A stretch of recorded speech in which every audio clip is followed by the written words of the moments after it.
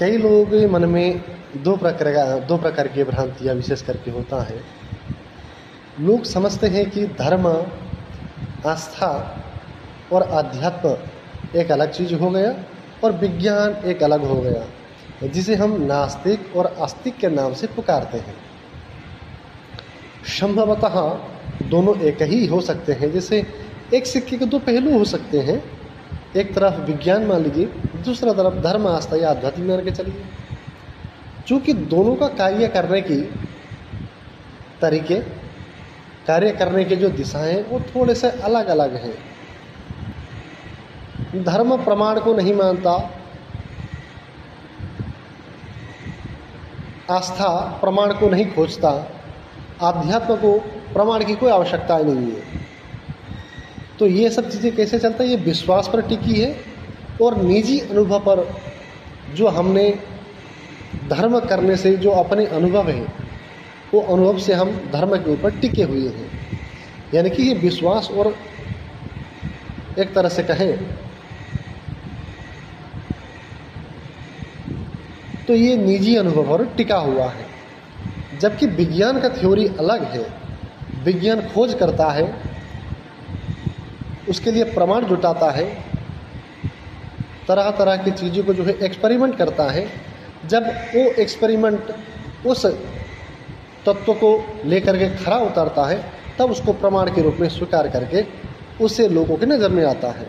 इसको आप इस तरह से समझ सकते हैं, धर्म और विज्ञान, जहाँ धर्म मानव को अपने आप को समझने का आंतरिक क्रिया है, हम क्या है, कैसे बने हैं, क्यों बने हैं और बनने के पीछे का कारण क्या है और हम लोग का मेन अस्तित्व क्या है, इसको जानने का आध्यात्मिक पहलू है। जबकि सामाजिक तौर पे संसार को समझना हो तो हमें विज्ञान की मदद लेना ही पड़ेगा, दूसरा ऑप्शन अपने पास नहीं है। अध्यात्म से हम अपने आप को जानेंगे। यहाँ के शास्त्रों में एक शब्दों का बहुत बार जिक्र किया गया है, यथा पिंडे तथा ब्रह्मांडे। मतलब जो हम लोग का पिंडाकार शरीर है, पिंडाकार शरीर ही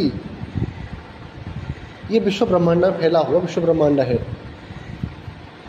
जब भी हम विराट पुरुष की हम वर्णन करते हैं तो विराट पुरुष के मुख्य रूप से, जैसे हम लोग कहते हैं ना तीनों लोक, तो तीनों लोकों में कमर से नीचे चरण तक एक लोक, कमर से लेकर गर्दन तक एक लोक, गर्दन से लेकर के सिर तक एक लोक। तो इसको आप इस तरह से समझ सकते हैं, जो कमर से लेकर के नीचे के जो मुख्य रूप से 7 लोग बताए गए हैं, उनमें अतल, वितल, सुतल, तलातल, रसातल, महातल, पाताल, ये नीचे के तल हैं। जो कमर से लेकर गर्दन तक का जो क्षेत्र है, इसको अंतरिक्ष कहा गया है। अंतरिक्ष में बहुत सारे ग्रह, नक्षत्र, तारा यहाँ पर विद्यमान हैं। गर्दन से लेकर सिर के ऊपर तक इसको ऊपर के 7 लोक कहे गए हैं।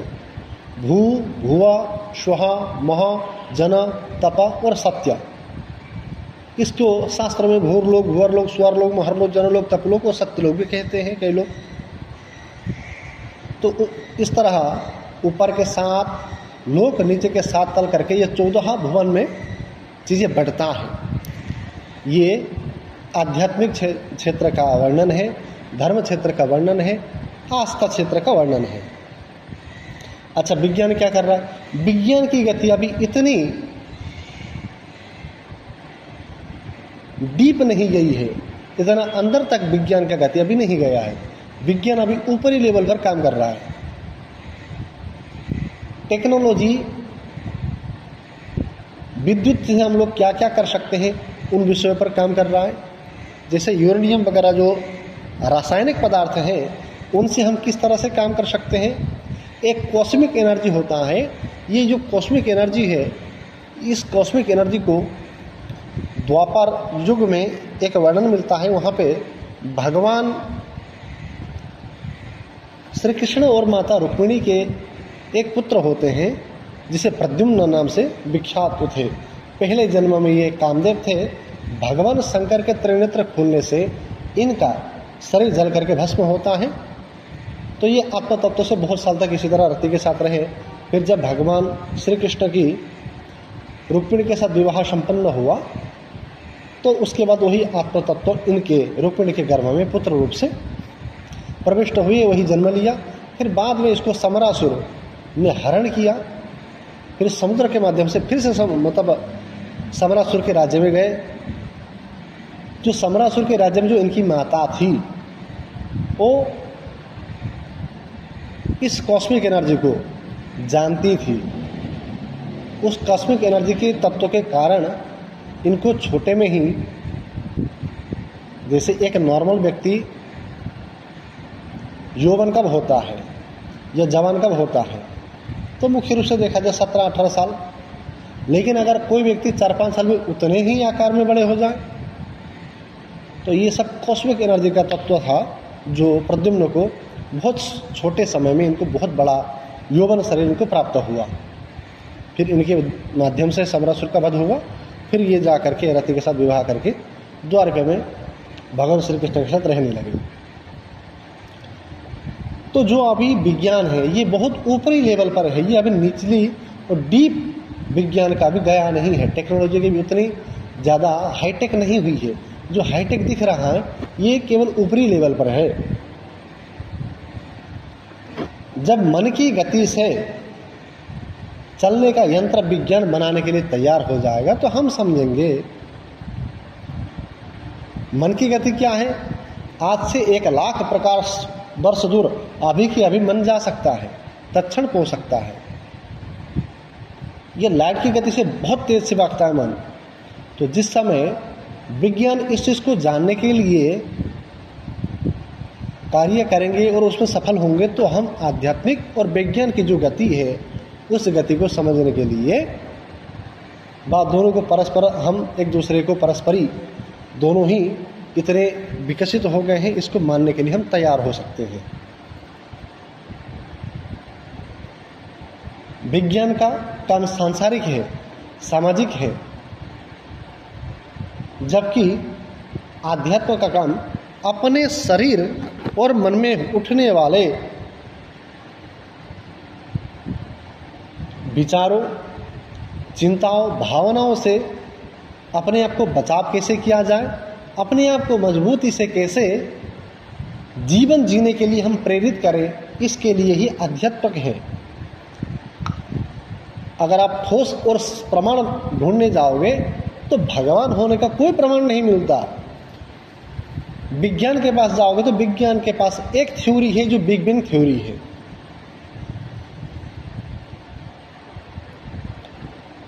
हम भागवत महापुराण में अगर सृष्टि वर्णन को देखें तो कुछ उससे बहुत रिलेटेड कर पाएंगे बिग बैंग थ्योरी से। एक पूर्ण परब्रह्म एक जगह स्थित था, अभी तो संपूर्ण विश्व ब्रह्मांड था ही नहीं, कुछ था ही नहीं। आप कल्पना कर सकते हो तो कल्पना करके देखो कि निराकार क्या होता है। निराकार जिसका कोई आकार ही ना हो। अंधेरा का भी एक आकार है क्योंकि वो अंधेरा है। प्रकाश का भी एक आकार है क्योंकि वहां पे सब कुछ दिखता है तो वहां आकार है। लेकिन जो निराकार है वो न तो अंधकार है न तो प्रकाश है, न तो दोनों बीच का संध्या न या प्रातः ही है, वो अलग ही है।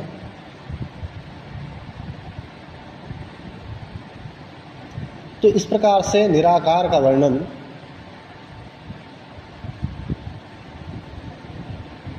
बहुत अद्भुत हो जाता है। तो जब निराकार ने सोचा कि मुझे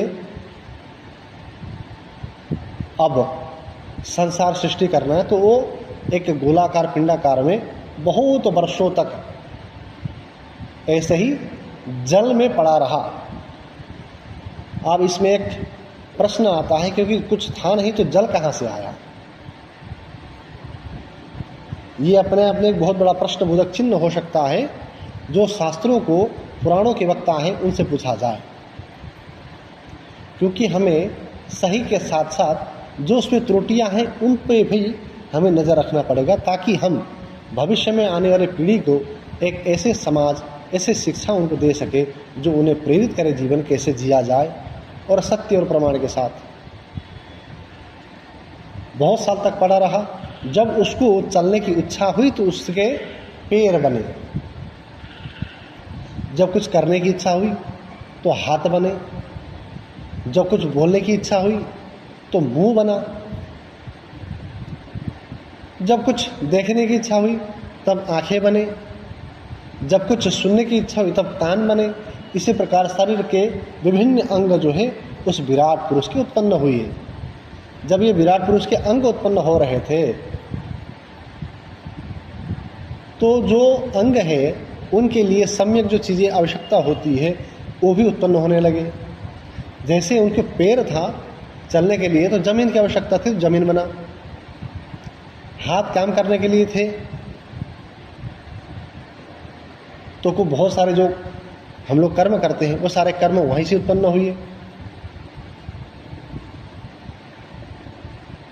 देखने की इच्छा हुई तो कहा जाता है कि सूर्य और चंद्रमा के रूप में प्रकट हुई और संपूर्ण विश्व ब्रह्मांड को आज भी देखते हैं। इस तरह से विराट पुरुष का वर्णन मिलता है। सुनने की इच्छा हुई तो ध्वनि प्रकट हुआ, बोलने की इच्छा हुई तो पहले ध्वनि प्रकट मुंह से हुआ और सुनने की इच्छा हुई तो वही ध्वनि कान में आकर के गूंजने लगा। तो इस प्रकार से विराट पुरुष का वर्णन मिलता है। अब बिग बैंग थ्योरी का भी लगभग उसी से रिलेटेड चीज़ें हैं। अगर हम अपने पाठ्यक्रमों को पढ़ें तो कुछ रिलेट कर पाएंगे कि हाँ तरीके एक ही तरीका का है लेकिन वर्णन करने का तरीका थोड़ा दूसरा है।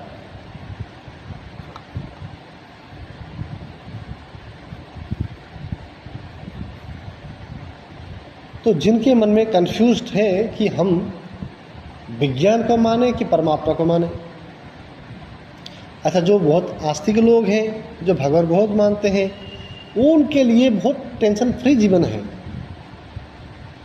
राम रची राखा कह देंगे, जीवन का एक बहुत बड़ा पहलू खत्म हो जाएगा।